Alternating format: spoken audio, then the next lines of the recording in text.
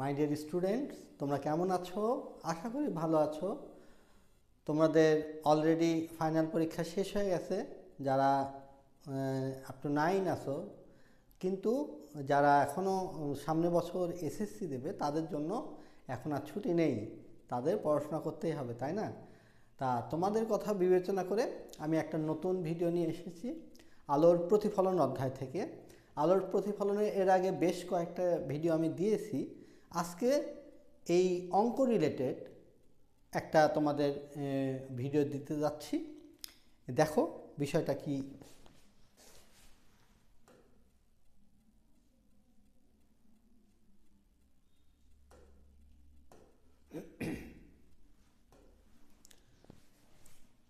এরকম একটা সমস্যা আছে যে একটা অবতল দর্পণ, তার সামনে বিভিন্ন অবস্থানে বস্তু থাকতে পারে।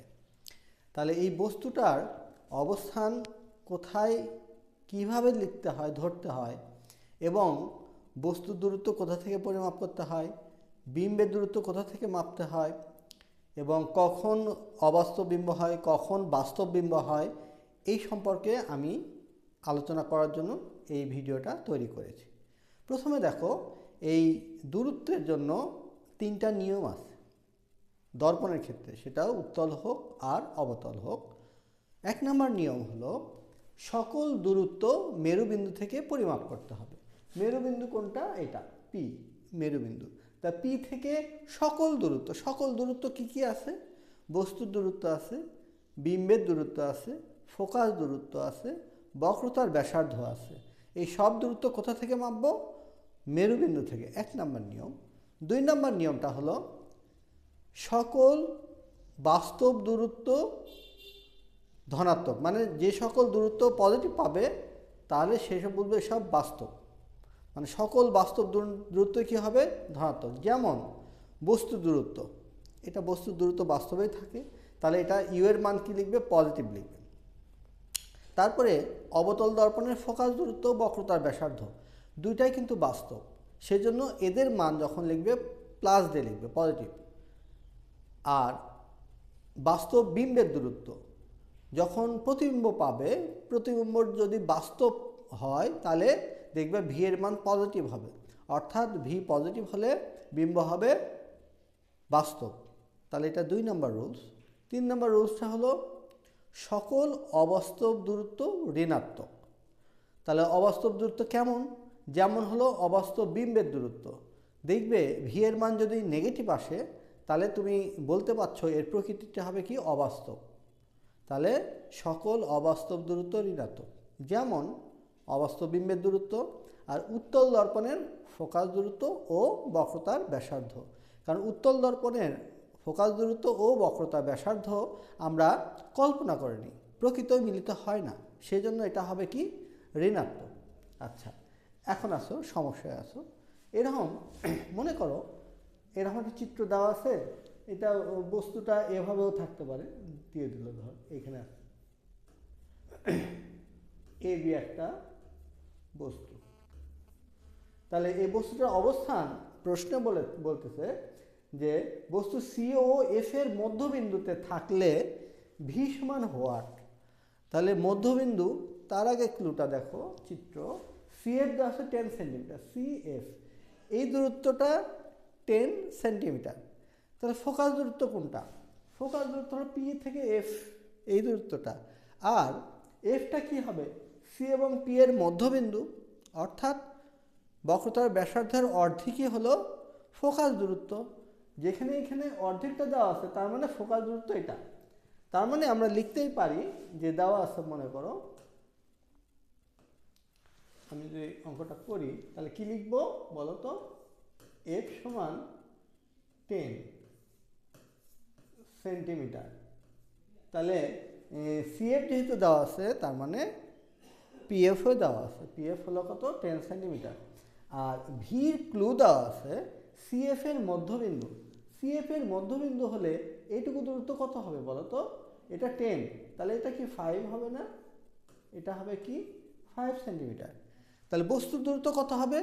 এই যে আমি প্রথমে বললাম সকল দূরত্ব মেরুবিন্দু থেকে মাপতে হবে, তাহলে পি থেকে এই বস্তুর দূরত্ব হবে 10 + 5 = 15 সেন্টিমিটার। এইটাই বোঝার জিনিস, এটা বোঝানোর জন্য আজকে আমার এই ভিডিওটা। তাহলে ইউ সমান কত? 10 + 5 = 15 সেন্টিমিটার। তাহলে ইউ এর মান দেওয়া আছে, এফ এ দেওয়া আছে, আমাদের চেয়েছে কি ভি সমান হোয়াট? ভি সমান হোয়াট? তাহলে আমরা জানি ভি সমান U F U minus F. এটা সূত্র, মানে 1/v + 1/u = 1/f। এটা সিম্পলিফাই করলে আমরা এটা পাবো, লিখতে পারি। তাহলে এখানে মানগুলো বসিয়ে দাও। ইউ হলো 15, এফ হলো 10, এটা কত? 15,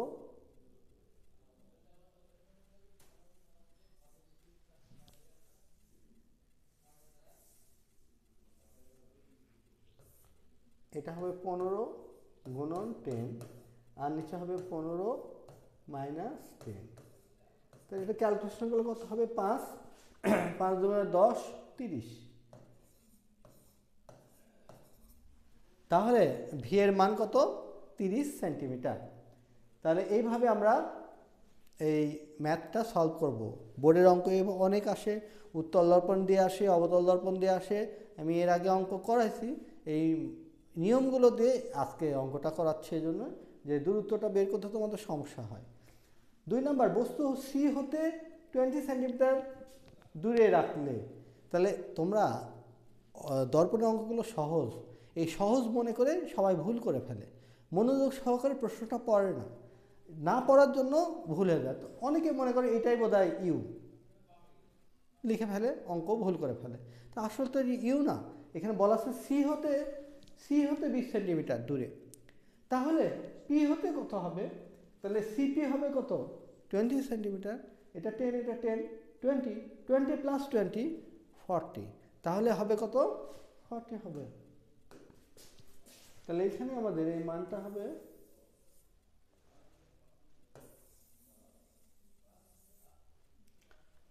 দেখো, তাহলে এখানে হবে ইউ কত হবে? 20, আর সি থেকে আরও 20, তাহলে 20 + 20 =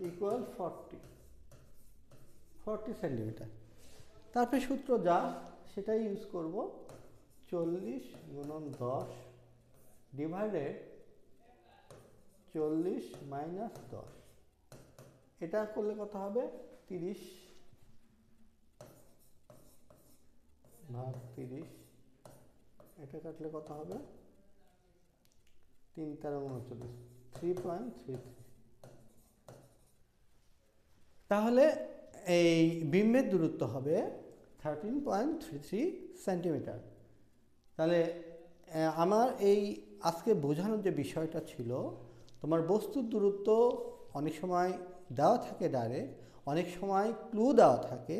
যখন ক্লু দেওয়া থাকে দয়া করে এটা একটু বুঝে দেখবে কি বলা আছে, বক্রতা কেন্দ্র থেকে 20 সেন্টিমিটার দূরে না সামনে, ফোকাস থেকে দূরে না সামনে, এইভাবে বলে দেওয়া থাকে।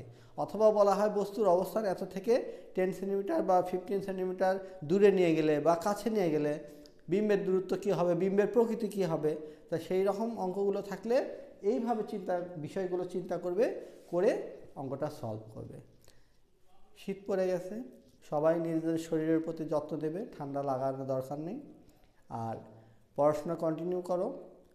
যারা 9 থেকে 10-এ উঠলো তাদের জন্য এই তোমাদের তো বইপত্র সবই আছে, তোমরা এই সময়টা নষ্ট করো না, একটু পড়াশোনা আগিয়ে নাও।